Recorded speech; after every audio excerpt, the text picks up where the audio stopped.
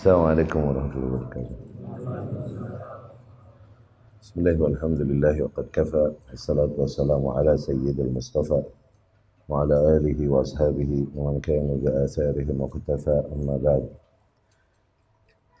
Bab khamis wa sittun, bab yang ke-65.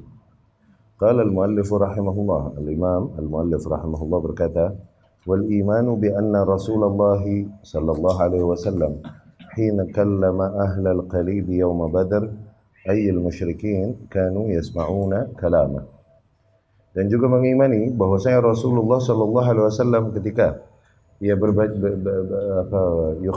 berbicara kepada para ahlul qalib. Ahlul qalib yakni casualties, korban-korban yang mati dari kaum musyrikin di perang Badar, dan kemudian dikumpulkan jasad mereka dan kemudian dikuburkan kan.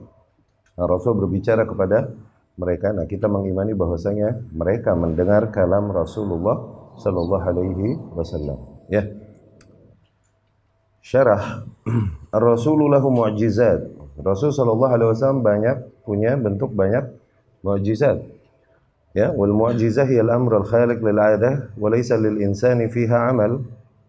Mu'jizat adalah sesuatu yang luar biasa, yang spektakuler, di luar kebiasaan berjalannya alam semesta, ya. Yang tidak ada peranan manusia di situ, ya. Innama hiya min khalqillah. Itu semua adalah ciptaan Allah Subhanahu wa taala. Wa qalu, Allah berfirman, wa qalu laula unzila alaihi ayatun min rabbih. Qul innamal ayatu 'indallah, ya. Di mana kaum musyrikin juga dulu ketika datang kepada mereka para nabi selalu menantangnya, coba hadirkan mukjizat. Mana mukjizatnya apabila nabi? Mana mukjizatnya apabila rasul, ya? Namun Rasul pun mengatakan kepada mereka, diperintahkan Rasul untuk mengatakan kepada mereka bahwasanya mukjizat ini pada dasarnya bukan kuasa para nabi dan rasul, itu datang dari Allah Subhanahu wa taala, ya. Enggak bisa Rasul sallallahu alaihi wasallam sengaja melakukan sesuatu yang luar biasa, nggak bisa. Ini semua keputusan Allah Subhanahu wa taala, ya. Demikian juga karamah yang terjadi kepada para orang-orang saleh. Itu bukan skill yang dia bisa lakukan, lah. Itu dari Allah Subhanahu wa taala. Kayak syafaat. Ya. Rasul bisa memberi syafaat, bisa, tapi dengan seizin Allah. Allah nggak izinin, nggak laku juga syafaat Rasul. Sallallahu alaihi wasallam illa bi'idznih. Maka ya kan, siapa yang dapat memberikan syafaat di sisi Allah kecuali hanya dengan izin Allah. Makanya ketika memberikan syafaat, meminta ampunan buat amiknya, buat Abu Talib, tertolak. Kenapa? Karena Allah tidak mengizinkan syafaat bagi man mat ala syirk, yang mati di atas kesyirikan, ya. Demikian pula mukjizat. Kalaupun Rasul sallallahu alaihi wasallam, para nabi, para rasul punya mukjizat, apakah anytime mereka bisa datangkan hal itu? La. Hanya dengan seizin Allah Subhanahu wa taala. Tidaklah pada masanya Musa alaihi salam setiap kali ke laut dia getok-getok tongkatnya terus tebelah laut. Enggak begitu. Oke? Atau dia pukul-pukul batu keluar mata air 12. Lah, enggak begitu. Enggak juga Rasul sallallahu alaihi wasallam setiap melihat bulan belah. Terus lihat lagi, oh baru setengah, coba bagi 4. Enggak juga begitu. Lah. Ya, ini semua ada kuasanya pada Allah Subhanahu wa taala, ya. Yaqtarihuna 'ala rasul ayati bi ayatin min 'indihi tadullu 'ala risalatihi kama yaqulun. Nah, mereka menantang Rasul sallallahu alaihi wasallam untuk mendatangkan tanda-tanda kebesaran atau mukjizat demikian yang menegaskan kebenaran risalah, misi yang dia sampaikan, ya. Wal ayatu 'indallah, padahal tanda-tanda kebesaran demikian kuasanya ada pada Allah. Ar-Rasul ma yati bi ayah illa min Allah azza wa jalla. Rasul sallallahu alaihi wasallam dan demikian juga para rasul tidaklah datang membawakan tanda-tanda kebesaran demikian kecuali dari Allah Subhanahu wa taala. Allah berfirman, "Qul innamal ayatu 'indallah." Fa huwa alladhi yuzhirul mu'jizat. Maka Allah lah Subhanahu wa taala yang menampakkan mukjizat pada dasarnya. Wa yujriha ala aidi rusulihi litasdiqihim, dan Allah jadikan mukjizat-mukjizat demikian pada tangan para utusan-utusannya untuk apa? Menegaskan kebenaran mereka agar para manusia yang menghadapinya mengimani kabar yang disampaikannya. Wa min dzalik al-mayyit law takallamahu la yasma'u wa la yadri madza taqul. Demikian di antara bentuk mukjizat Rasul sallallahu alaihi wasallam. Mayit, hukum alam biasanya di alam, kalau kita berbicara kepada mayit, mayit tak akan mendengar. Oke? Dia tak akan mendengarnya, ya. Lakin Rasul, tapi pada kasus Rasul sallallahu alaihi wasallam ini, kallama qatla Badr, ketika Rasul sallallahu alaihi wasallam berbicara kepada para korban-korban yang mati di perang Badr, yakni min Quraisy, dari golongan Quraisy, dari golongan kaum musyrikin. Alladzina adzauhu wa adzawul muslimina fi Makkah. Orang-orang yang terkenal begitu memusuhi Islam dan banyak menyakiti Rasul dan kaum muslimin, ya. Takabbaru 'alal iman wa 'asaw wa tajabbaru, di mana mereka sombong, tidak mau menerima keimanan, kemudian mengingkari dan kemudian tajabbaru 'ala Rasul sallallahu alaihi wasallam, menindas Rasul sallallahu alaihi wasallam, wa akhraju, bahkan sampai mengusirnya. Wa akhraju ashabahu wa adzauhum, demikian mengusir para sahabatnya dan menyakiti mereka. Amkanallahu minhum fi badrin faqutilu. Nah, Allah Subhanahu wa taala menaklukkan mereka di perang Badar dan sehingga mereka terbunuh. Ya, wa qutilat sanadiduhum wa akabiruhum Syaibah bin Rabi'ah, Utbah bin Rabi'ah, Abu Jahl bin Hisham, adad kabir. Terbunuh pula tokoh-tokoh pembesar para kaum musyrikin, ya. Syaibah bin Rabi'ah, Utbah bin Rabi'ah, Abu Jahl bin Hisham dan lain-lain. Adad kabir min akabir Quraisy, ya. Jumlah yang banyak dari para pembesar Quraisy kutilu, terbunuh fi Badr, di perang Badar.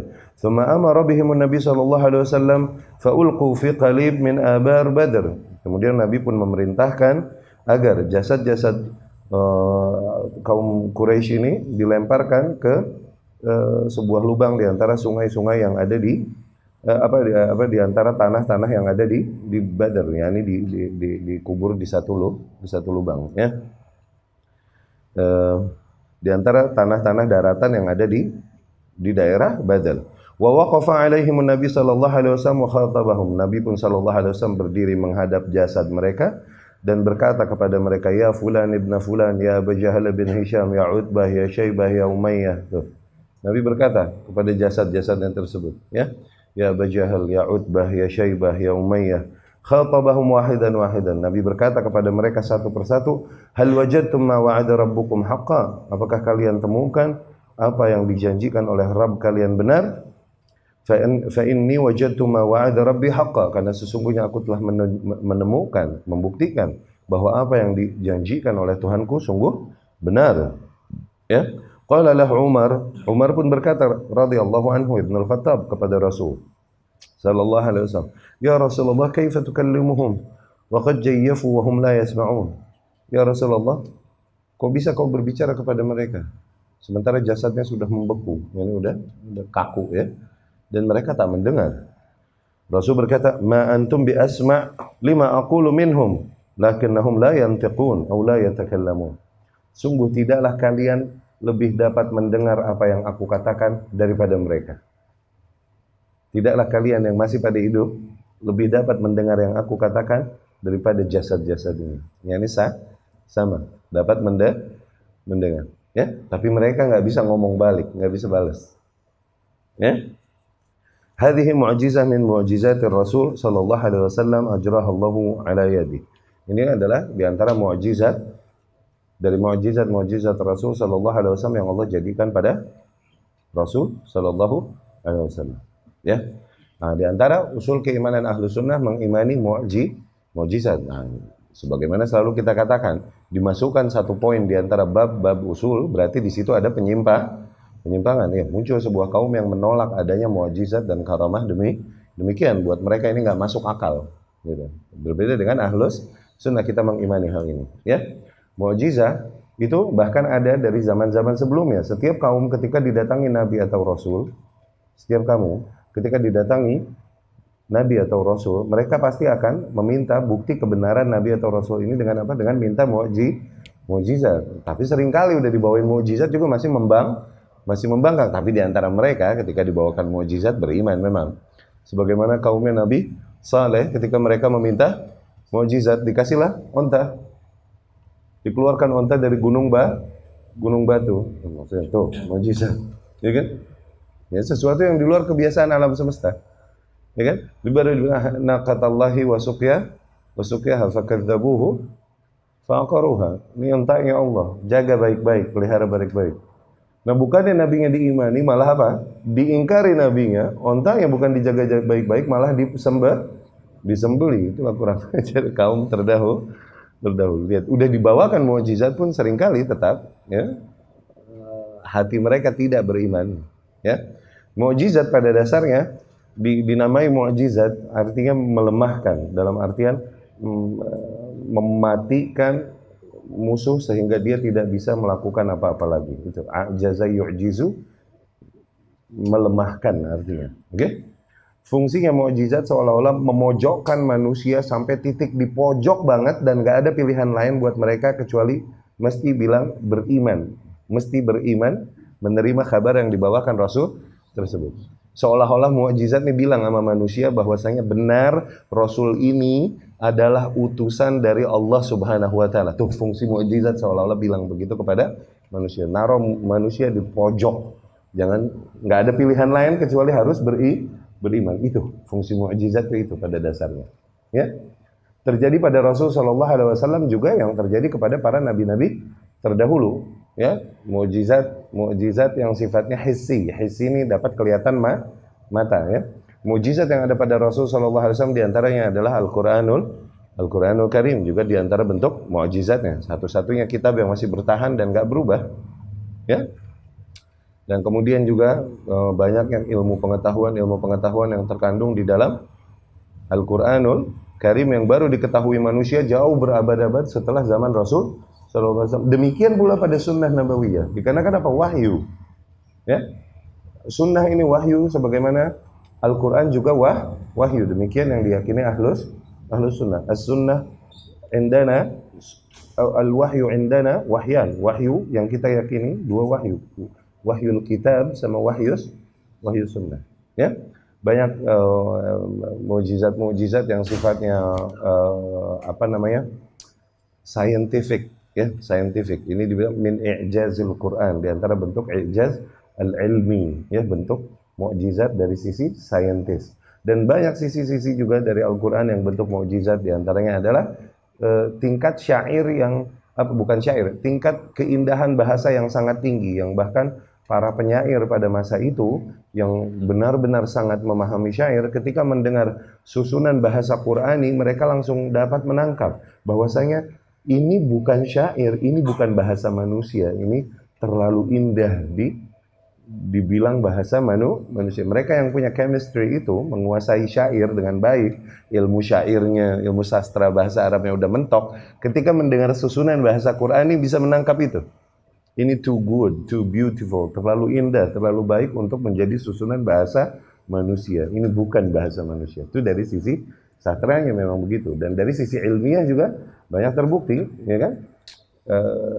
Perkara-perkara ilmiah yang baru terbukti berabad-abad sepeninggal Rasul sallallahu alaihi wasallam dan telah dikabarkan keberadaannya baik di dalam Al-Qur'an atau di dalam sunnah Rasul sallallahu alaihi wasallam tentang proses penciptaan manusia, yang dimana manusia dulu semaju-majunya ilmu pengetahuannya nggak tahu mereka kok prosesnya bisa sedetail demikian diceritakan Allah Subhanahu wa ta'ala. Wa laqad khalaqnal insana min sulalah min tin thumma ja'alnahu nutfatan fi qararin makin thumma ja'alna nutfata 'alaqatan fa khalaqnal 'alaqata mudghatan fa khalaqnal mudghata 'idhaman fa kasawna al-'idhama lahma thumma ansha'nahu khalqan akhar fa tabarakallahu ahsanul khaliqin. Ya, sungguh telah kami ciptakan manusia dari rangkaian tanah liat. Kemudian kami jadikan liquid di dalam rahim. Kemudian liquid ini kami jadikan alaqah, gel kami jadikan mudghah. Mudghah ini segumpal daging, ya. Kemudian mudghah kami jadikan tulang kami bungkus dengan daging. Nah, ini diceritakan oleh Allah Subhanahu wa ta'ala proses penciptaan manusia yang dulu pengetahuan manusia belum sampai situ. Itu salah satu sisi mukjizat Al-Qur'an, ya. Tapi apakah Rasul punya mukjizat hissiyah yang kelihatan mata sebagaimana para rasul-rasul terdahulu, Musa alaihi salam yang belah laut, yang merubah tongkatnya menjadi ular dan lain-lain, yang kemudian juga Isa alaihi salam dengan healing touch, sentuhan yang menyembuhkannya, ya kan? Ya, inni akhluqu lakum minatin ka hayati tayri fa anfukhu fihi fayakunu tayran biiznillah. Nih, aku ciptakan bagi kalian bentuk burung dari tin, dari clay. Apa? Clay? Tanah liat, dari tanah liat. Cuma anfukh fihi. Kemudian aku tiup. Fayakunu tayran biiznillah. Terbang beneran jadi burung dengan izin Allah. Nih, mukjizat hissi, kelihatan mata. Wa ubriqul akmaha wal abras. Nih, aku dapat sembuhkan orang yang buta cacat dari lahir dengan sentuhannya, dan wal abros, dan orang yang lepra disembuhkan oleh Isa alaihissalam. Wa uhyil mauta biiznillah, dan aku bahkan menghidupkan kembali orang yang udah mati dengan izin Allah. Tuh lihat mukjizat yang kelihatan mata, mukjizat yang terjadi pada setiap zaman dibawakan Rasul pasti selalu sesuai dengan skill yang dikuasai kaum tersebut. Isa menghadapi kaum yang membanggakan diri dengan medik. Isa membawakan kasus seolah-olah medis, tapi para ahli medis tahu ini beyond medik. Ini di luar medis. Sejago-jagonya medis nggak bisa dulu nyembuhin orang buta cacat dari lahir, nggak bisa. Isa bisa. Nggak bisa menyembuhkan kasus lepra, nggak bisa. Dimumi dan kemudian disolasi di bukit-bukit, di gunung-gunung. Tapi Isa dengan healing touch yang bisa. Sejago-jagonya medis bisa nggak hidupin lagi orang mati? Isa bisa. Nah, mereka yang tahu itu tahu bahwasanya wallah ini bukan medis, ini sesuatu di beyond, di atas medik, ya kan? Sehingga akhirnya mereka tersudutkan, nggak ada pilihan lain kecuali harus bilang amantu bi Isa alaihi salam, amantu billah. Aku beriman kepada Allah, kepada Isa alaihi salam. Demikian Musa menghadapi kaum magicians, para sahara, para penyihir. Ya kan, yang ilmu sihirnya udah mentok. Oke? Musa alaihissalam menghadapi para sahara, para penyihir. Dan datanglah Musa dengan mukjizatnya yang akhirnya mematahkan ilmu para penyihir ini, dan mereka sampai tahu bahwasanya ini sesuatu di luar sihir. Oke? Ini sesuatu yang lebih kuasa. Benar sungguh kabar yang dibawakan Musa alaihissalam. Demikian Dawud alaihissalam. Ya kan, dengan mukjizatnya dia punya suara yang begitu merdu sehingga ketika beliau alaihissalam syara' fi qiraat Zabur, membaca kitab Zabur, maka semua makhluk duduk menghampirinya, ngedengerin. Hatta al-wuhush, sampai hewan-hewan buas itu duduk menghampirinya dan mendengarkan apa yang dibacakan oleh Dawud alaihissalam dari kitab Zabur. Ya.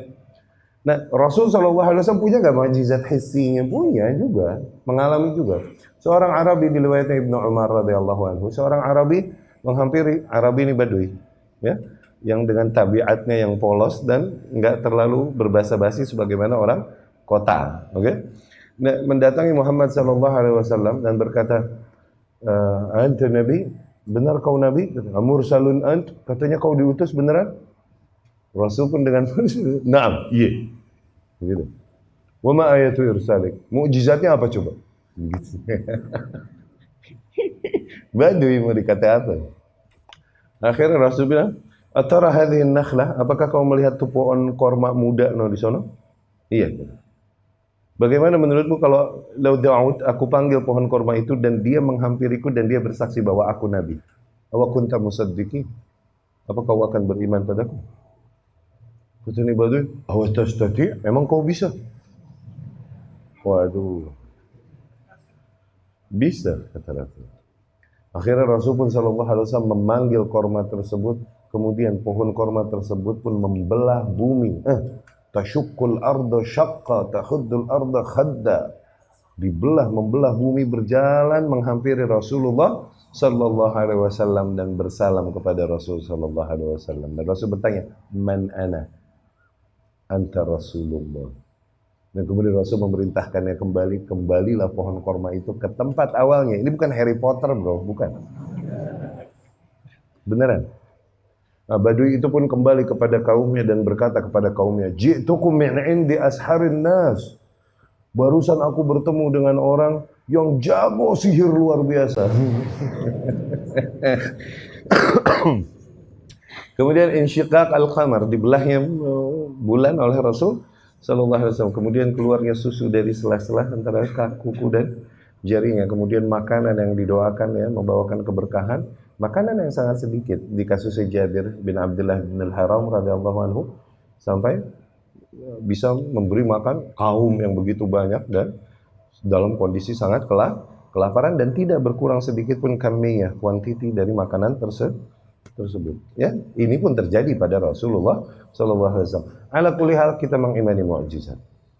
Sebagaimana juga mengimani karamah, tapi kita menempatkannya pada tempatnya. Awas, mukjizat dan karamah kita tempatkan pada tempatnya. Ini kuasa Allah. Okay? Nah, ketika bagi hamba-hambanya yang diridhoinya, yang dikehendakinya. Nah, bagaimana melihatnya? Ustaz, katanya si fulan punya karamah, masya Allah luar biasa, dia bisa jalan di rawa Cipondoh, Ngambang dan lain-lain. Dia kalau mancing Ustaz ke laut nggak usah sewa perahu, dia di jalan ini itu. Misal mendengar kabar-kabar demikian tentang seseorang, bagaimana kita melihatnya, benar apa enggak itu karamah? Ini karamah apa sihir? Oke? Lihat nih person, akidahnya di atas akidah sunnah nggak? Tauhidnya beres nggak? Ittiba'nya beres nggak? Kalaupun dia bisa membawakan magic di depan matamu, tapi dia di atas sunnah nggak? Kalau dia tidak di atas sunnah, amalan-amalan dan prakteknya juga banyaknya bid'ah, udah ingkari dari awal, itu sihir. Demikian pula ruqyah. Ruqyah ada nggak? Sebagaimana karamah ada, ruqyah ada. Ruqyah ada. Apa setiap orang kita benarin meruqyah? Apalagi sampai masuk TV, melihat orang kelenger ini itu. Ustadz, aduh hampir gue sebut. Iya kan? Ada harim masuk TV kelenger, wah doain. Kalau dia di atas sunnah, dia akan menyembunyikan dirinya dari wasilah-wasilah ria ini. Ngapain dia ngiklanin dirinya di sini? Kita lihat dia di atas sunnah nggak? Tauhidnya gimana konsepnya? Ittiba'nya gimana? Kalau kita nggak tahu dia begitu, jangan dulu percaya, salah nanti.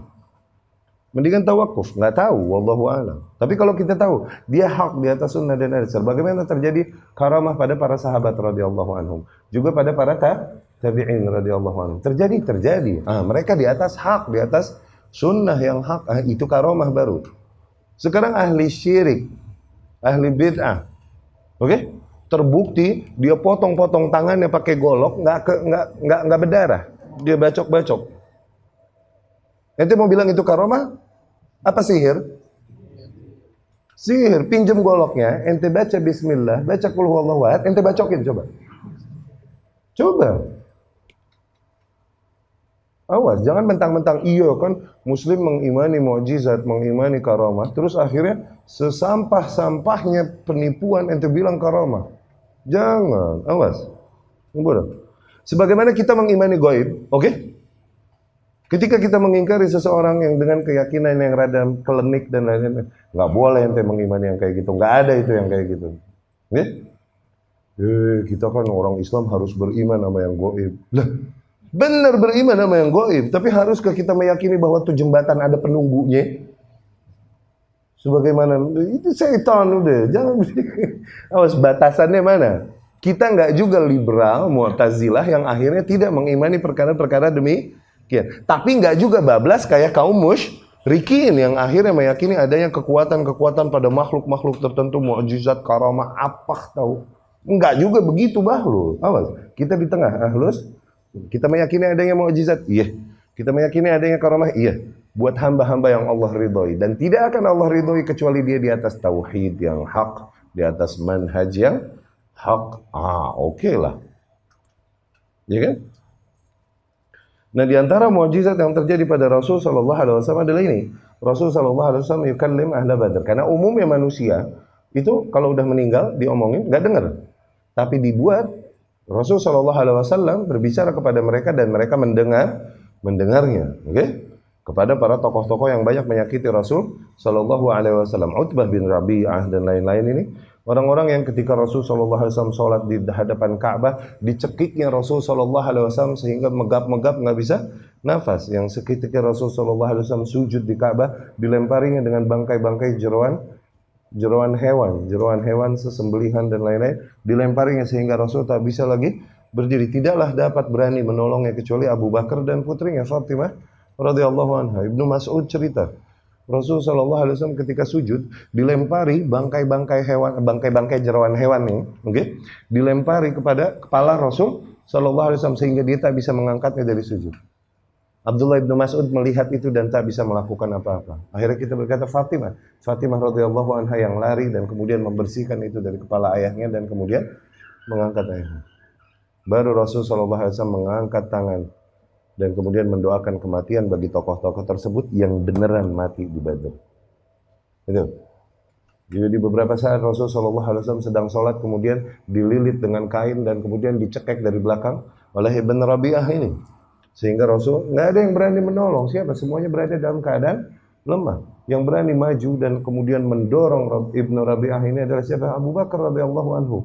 Sambil menangis dan dia berkata kepada mereka, "Ataqtuluna ahadan ay yaqula Rabbi Allah?" Apakah kau mau membunuh seseorang hanya karena ia berkata bahwa Rabbku adalah Allah? Sambil menangis Abu Bakar mengingkari mereka. Dan orang-orang ini akhirnya beneran mati di Badr. Dan Rasul sallallahu alaihi wasallam berkata kepada mereka, menegaskan apa yang telah diancamkan atas mereka. Ya, dan ini diantara mukjizat Rasulullah sallallahu alaihi wasallam. Dimasukkan kasus ini, Khalid Badar maksudnya adalah bentuk keimanan kaum Ahlus Sunnah kepada mukjizat-mukjizat yang sahih datangnya dari Rasulullah sallallahu alaihi wasallam. Perang Badar ini perang yang pertama dialami kaum muslimin sekitar tahun 3 tahun 4 kalau nggak salah. Tahun 3 tahun 4 Hijriah ya? 2. 34 ini Uhud ya. Uhud itu dia. Di 2 Hijriah ya, ketika awal-awal kaum muslimin baru masuk Madinah. Dan kemudian mereka keluar tanpa persiapan perang. Tapi mereka dihadapi sebuah kondisi, singkat cerita, sehingga akhirnya harus mengangkat senjata dan berperang melawan para pasukan kaum musyrikin. Ya, banyak terjadi khara'iq, banyak terjadi hal-hal yang luar biasa ya, mukjizat dan karamah. Sebagaimana Rasul sendiri sallallahu alaihi wasallam berteriak dan berkata, "Absyir ya Abu Bakar, kabar gembira ini wahai Abu Bakar." Jibril alaihi salam turun ikutan berperang bersama Abu Bakar. Mikail turun alaihi salam berperang bersama Ali. Israfil juga turun. Malak azim yashhad, dia ikut melihat peperangan tersebut, malaikat yang sangat besar. Israfil yang niup sangkakala kelak. Dia turun melihat peperangan sehingga banyak kejadian-kejadian yang akhirnya di luar nalar manusia sehingga seorang muslim, karena jumlahnya dikit 300 tahun. Nggak seceng, 1000. Ya, 300 beneran tuh ini. Bukan sebagaimana yang dikatakan oleh para kafir di Khalibun. 300 beneran ini. Yang terjadi pada para kaum muslimin. Kalau kalian paham apa yang Anda maksud. Oke? Sehingga seorang muslim ketika menghampiri musyrik yang lain dan dia hendak menghantamnya, tahu-tahu nih kepala musyrik terbang sendiri. Pang, lah kok terbang? Mau hantam, tahu-tahu buntung sendiri tangan musyrik. Siapa yang hajar? Malaikat turun ikut berperang bersama kaum muslimin. Tahu-tahu mental nih musyrik dan berantakan badannya, dihajar oleh malaikat. Bahkan Abbas sendiri radhiyallahu anhu waktu itu masih di barisan kaum musyrikin. Abahnya Abdullah masih pamannya Rasul sallallahu alaihi wasallam, masih di barisan kaum musyrikin. Seorang muslim menangkapnya, mengalahkannya, menjatuhkannya, wa asarah, dan menyanderanya. Jadi sandera, tawanan perang. Ini muslim dengan bangga menyalahkan kepada Rasul sallallahu alaihi wasallam, "Ya Rasulullah, hadza Abbas ammuk." Nih, Abbas pamanmu ya Rasul. Asartu, aku telah menangkapnya dan menyanderanya, menawannya. Ya salam. Kata Abbas kepada Rasul, "La ya Muhammad." Belum beriman. Masih di barisan kaum. "La ya Muhammad." Bukan ya Muhammad. Bukan dia yang nangkep ana. Wala yang baghilahu. Dan dia nggak pantas, yang kayak dia bisa ngalahin gua nggak pantas. Faman asarak ya Abbas, kata Rasul. Terus siapa yang dapat menyanderamu, menawanmu, ini siapa sebenarnya? Ada seseorang begitu tampan, seorang lelaki berbaju putih dengan kuda putih, begitu tampan. Inilah arahu fi sufuf al-an. Sekarang di barisan-barisan perang kok nggak ada tuh orang, mana tadi ya? Malak, angel, malaikat, jangan malaikat yang Allah turunkan membantu barisan kaum muslimin. Bahkan ada banyak kisah-kisah ajib di Badar ini. Ada kisah yang masyhur, terkenal, tapi sanadnya bisa dikuatkan satu sama lain. Oke? Beberapa jalur mursal, hadisnya ini terputus mursal, tapi beberapa jalur menguatkan akhirnya dan banyak diceritakan dan ada kekuatan cerita ini. Ada cerita tentang Sawad bin Huzaimah, radhiyallahu anhu. Rasul sallallahu alaihi wasallam, yusawwi as-sufuf, pas mau perang dia merapihkan barisan sebagaimana dia merapihkan barisan mau sholat. Rasul membawa kayu dan mengatur barisan biar Sawad ini sengaja rada maju dan membuka bajunya. Dibuka bajunya tuh. Perutnya rada keluar. Kemudian Rasul pun menghampirinya sallallahu alaihi wasallam. Dipukul perutnya pakai kayu gitu, didorong suruh mundur masuk barisan ini. Maksudnya lempengin deh, perut lo offset nih, gitu. Sorry, ya begitu bahasanya. Maksudnya ya demikian tujuannya. Maksudnya mundur dikit, gitu. Pas kena kayu Rasul sallallahu alaihi wasallam langsung Sawad berkata, "Allah auja'tani ya Rasulullah. Aduh kau sungguh telah menyakitiku ya Rasul." Begitu. Dia diving, oke? Dia diving, oke? Diving.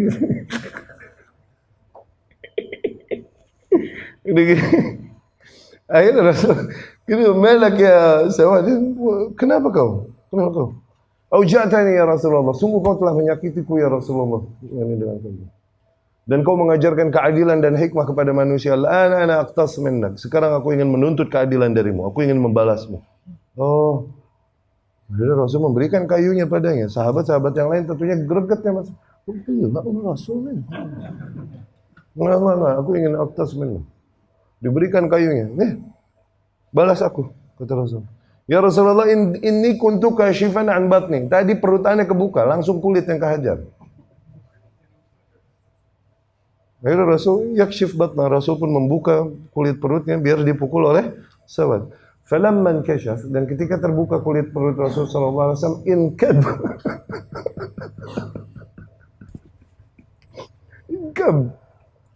Sawad langsung menghampiri dan menempelkan mukanya ke perut Rasul sallallahu alaihi wasallam dan memeluknya. Kemudian Rasul bertanya, "Mada taf'al ya Sawad? Apa yang kau lakukan wahai Sawad? Apa yang kau lakukan wahai Sawad?" "Ya Rasulullah, alla tarah." "Ya Rasulullah, tidakkah kau lihat? Ini 300 lawan seceng nih ya Rasul." Gitu. "Wa inni la arju syahadah." Demi Allah aku berharap aku mati syahid ya Rasul. Dan demi Allah sebelum syahid aku ingin agar kulitku bersentuhan dengan kulitmu. Qala al-muallif rahimahullah, al-imam al-muallif rahimahullah berkata, "Wal imanu bi anna ar-rajula idza marida ajarahu Allahu ala maradih." Dan kemudian mengimani bahwasanya seseorang apabila dia sakit, maka Allah akan mengganjarnya dari sakitnya tersebut. Allah akan mengganjarnya dari sakitnya tersebut, memberikan ganjaran baginya. Oke?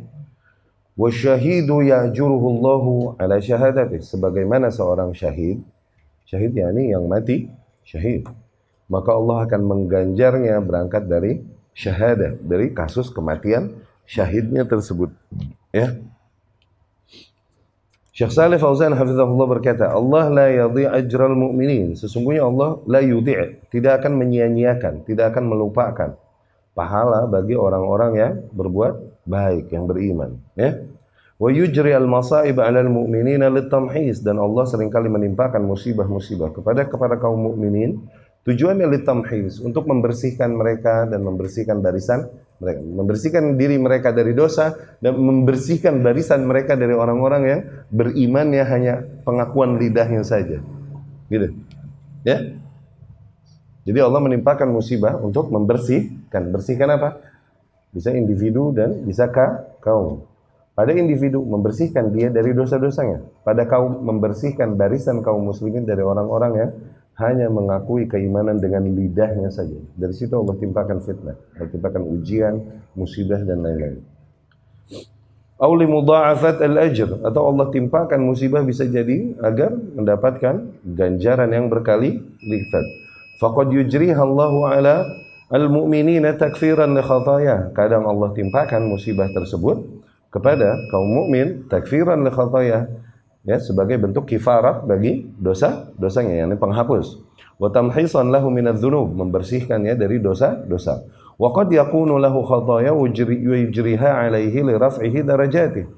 Dan kadang seorang hamba dia tidak terhitung banyak memiliki dosa, bahkan telah bersih dari musibah-musibah yang ditimpakan Allah padanya, tapi tetap masih juga Allah timpakan musibah. Tujuannya apa? Mengangkat derajatnya di sisi Allah Subhanahu wa taala. Dikarenakan apa? Allah telah siapkan baginya posisi yang tinggi di surga yang dia tidak akan sampai kepada posisi itu dengan pengorbanannya, dengan amalnya saja, enggak. Ya? Fayabtalihi Allahu bil masa'ib hatta yudha'if lahu al-ajr. Maka Allah timpakan padanya musibah-musibah yang dengan itu Allah kali lipatkan baginya ganjarannya. Fayablughu hadhil manzilah, sehingga layaklah ia sampai ke posisi tersebut. Fal mu'min ala khair, maka seorang mukmin senantiasa berada di dalam kebaikan, ya. Lihadza qala sallallahu alaihi wasallam, dari situ Rasulullah sallallahu alaihi wasallam berkata, ajaban li amril mu'min, mengagumkannya, ajibnya, mengagumkannya perkara seorang mukmin. Inna amrahu kullahu lahu khair, semua kondisi ini mendatangkan kebaikan baginya, semua kondisi ini baik dan menguntungkan baginya, ya. In asabathu sarra fasyakara, apabila ia mendapatkan kebahagiaan dia bersyukur, kana dzalika khairan lah, maka menjadi kebaikan baginya. Ini berlipat ganda pahalanya dan nikmat yang didapatkannya dengan bersyukur. Wa in asabathu dharra wa sabar, dan apabila ia tertimpa madarat dan kemudian dia bersabar darinya, kana dzalika khairan lah, akhirnya jadilah hal tersebut baik juga baginya. Walaysa dzalika illa lil mu'min. Kondisi demikian tidaklah didapatkan kecuali oleh seorang yang memang benar beriman. Fal mu'min tusibuhul masaib wa hiya min salihihi. Ya, maka seorang mukmin akan menimpanya musibah dan itu termasuk bentuk kesalehannya. Imma anallaha, demi masalahnya, demi maslahatnya, demi kebaikannya. Imma anallaha yukaffiru biha khataya, bisa jadi dengan itu Allah hapuskan dosa-dosanya. Wa imma anallaha yarfa'u biha darajatih, atau entah dengan itu Allah mengangkat derajatnya. Ya. Di pertemuan yang akan datang kita bahas tentang nilai syahidnya. Aku qouli hadza wa astaghfirullah li wa lakum.